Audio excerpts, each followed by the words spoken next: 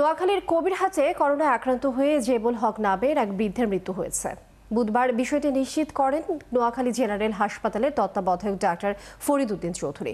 মঙ্গলবার সন্ধ্যা 6টার দিকে হাসপাতালে চিকিৎসাধীন অবস্থায় তার মৃত্যু হয়। ওই দিন সকালে তিনি হাসপাতালে ভর্তি হয়েছিলেন। এছাড়া সদর হাসপাতালে নমুনা পরীক্ষায় 24 ঘন্টায় একজন করোনা পজিটিভ হয়েছেন, আর পুরো জেলায় শনাক্ত হয়েছে 3। নোয়াখালীর করোনা পরিস্থিতি জানবো দর্শক। এই মুহূর্তে আমাদের সাথে সহকর্মী মিজানুর রহমান যুক্ত হচ্ছেন। মিজান, নোয়াখালীর করোনা পরিস্থিতি এই মুহূর্তে কেমন দেখছেন, আর নোয়াখালীতে করোনা বাড়ার কারণ কি বলছেন চিকিৎসকরা, জানাবেন।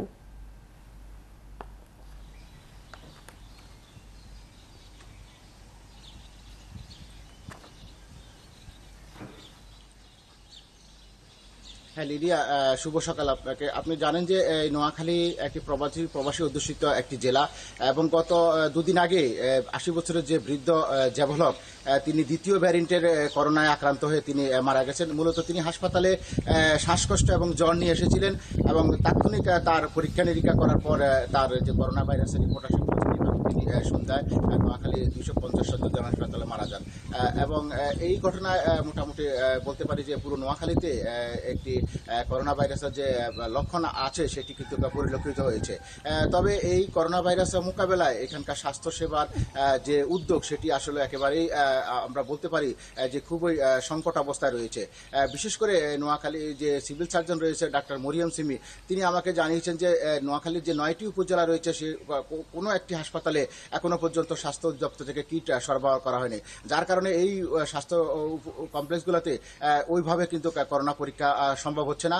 একমাত্র শুধু নোয়াখালী জেনারেল হাসপাতালে আপনার র্যাপিড অ্যান্টিজেন টেস্টের মাধ্যমে সেটি পরীক্ষা করা হচ্ছে। আপনি জানেন যে নোয়াখালীতে বিগত যে প্রথম যে করোনা ভাইরাস হয়েছিল তখন সেটি পরীক্ষা করার জন্য নোয়াখালী মেডিকেল কলেজ এবং নোয়াখালী বিজ্ঞান ও প্রযুক্তি বিশ্ববিদ্যালয়ে 2টি আরটিপিসিআর মেশিন স্থাপন করা হয়েছিল, কিন্তু বর্তমানে সেগুলো বিকল অবস্থায় পড়ে রয়েছে এবং সেখানে কিটও সংকট রয়েছে। সিভিল সার্জন আমাদেরকে যেটা জানিয়েছেন যে তারা কিন্তু এই দ্বিতীয় ভ্যারিয়েন্টের করোনায় যখন সারা দেশেই সেটি আক্রান্ত হচ্ছে তখন তারা এখান থেকে স্বাস্থ্য মন্ত্রণালয়ে কিট সরবরাহের জন্য আবেদন করেছেন, কিন্তু এখনো পর্যন্ত স্বাস্থ্য মন্ত্রণালয় থেকে সে ধরনের কোনো উদ্যোগ নেওয়া হয়নি।